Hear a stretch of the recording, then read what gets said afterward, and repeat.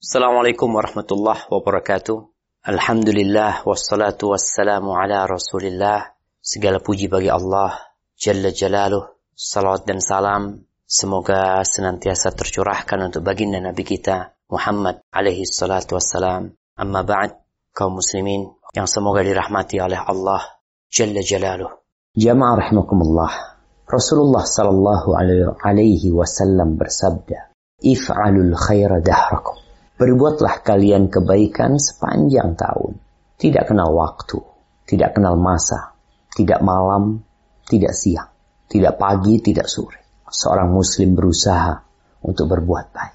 Wa ta'arradu li nafahati rabbikum, fa inna lillahi nafahat. Hendaklah kalian berusaha untuk cari anugerah-anugerah ilahi yang dibagi di musim-musim tertentu, yang salah satunya Ramadan. Manfaatkan waktu ini. Semoga kita mendapatkan nafhah, mendapatkan anugerah ilahi yang dengannya kita tidak akan sengsara selama-lamanya. Di antara kebaikan yang perlu kita lakukan di masa-masa yang indah adalah berbakti kepada orang tua, bertaubat dari durhaka kepada orang tua, menyambung tali silaturahim, bertobat memohon ampun dari memutuskan silaturahim dengan menyambungnya kembali, meminta maaf kepada mereka yang pernah kita sakiti dalam kehidupan ini.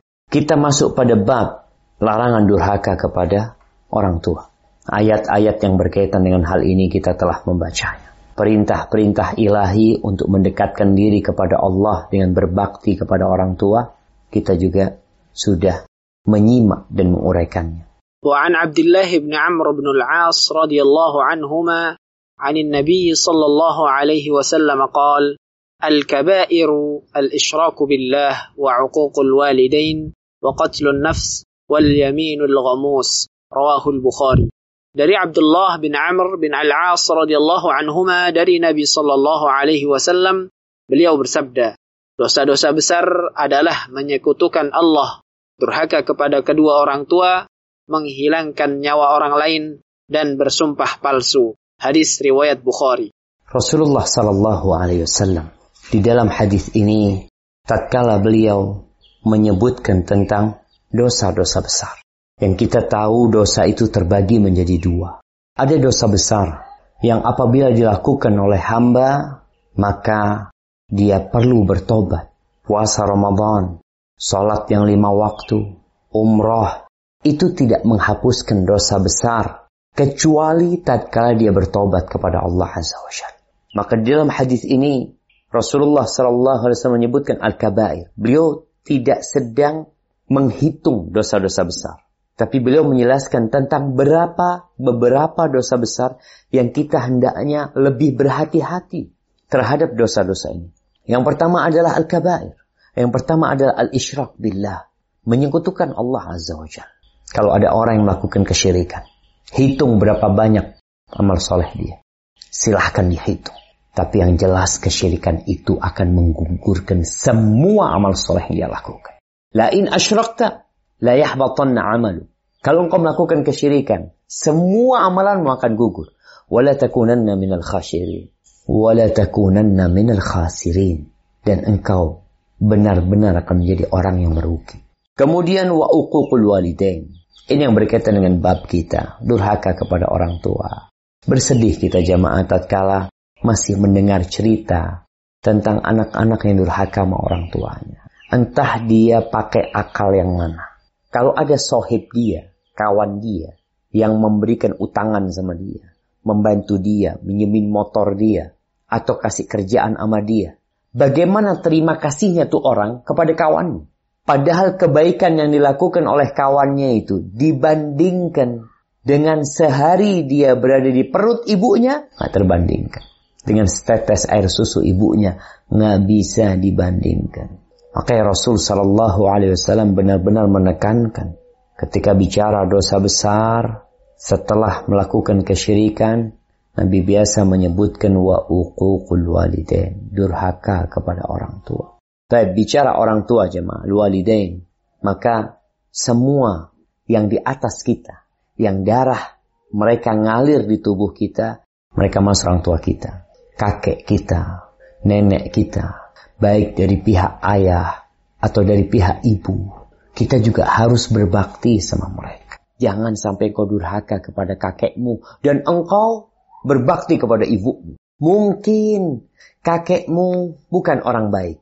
Mungkin engkau merasa tidak ada kebaikan yang pernah dilakukan kakek kepadamu. Padahal keberadaanmu itu bermula dari keberadaan kakek. Maka kita peduli sama ibu kita. Peduli sama nenek kita. Kita harus berbakti sama ayah kita. Dan berbakti kepada ayah-ayah kita. Kalau engkau tidak ingin disebut durhaka, tidak ingin terjebak dalam dosa besar, itu durhaka kepada orang tua. Kemudian yang ketiga, waqatlun nafs, membunuh jiwa. Jadi kalau ada orang yang menentang hukuman bunuh buat orang yang melakukan kesalahan, mungkin di beberapa negara juga melakukan hal itu, Islam sama. Islam itu mengharamkan membunuh manusia, membunuh diri sendiri. وَلَا تَقْتُلُوا أَنفُسَكُمْ إِنَّ اللَّهَ كَانَ بِكُمْ رَحِيمًا وَمَنْ يَقْتُلْ مُؤْمِنًا مُتَعَمِّدًا فَجَزَاؤُهُ جَهَنَّمْ. Yang membunuh orang beriman, maka balasan dia neraka Jahannam. Khalidan fiha, kekal di sana dia.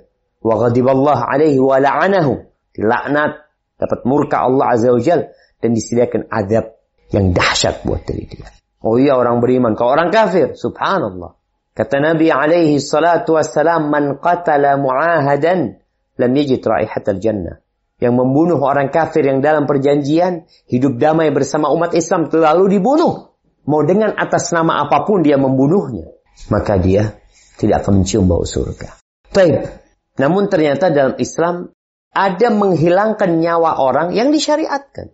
Seperti dalam hadis Nabi alaihi salatu wassalam, beliau mengatakan, la yahillu damu mri'in muslimin yashhadu an la ilaha illallah illa bi ihda thalath. Enggak halal darahnya seorang muslim yang bersaksi bahwa la ilaha illallah kecuali dengan 3 sebab.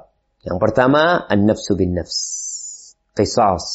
Seorang yang menghilangkan nyawa orang lain, maka nyawa dia boleh dihilangkan. Jemaah, di dalam Islam pembunuh itu dibunuh. Mungkin ada aktivis HAM yang mengatakan ini termasuk hukuman yang tidak adil. Tidak adil. Di mananya tidak adilnya? Engkau pakai logika siapa mengatakan ini tidak adil? Kalau ada orang ngambil barangmu, terus diambil tuh barang, adil apa enggak? Ini ada orang menghilangkan nyawa orang lain, lalu nyawa orang itu dihilangkan. Ini keadilan.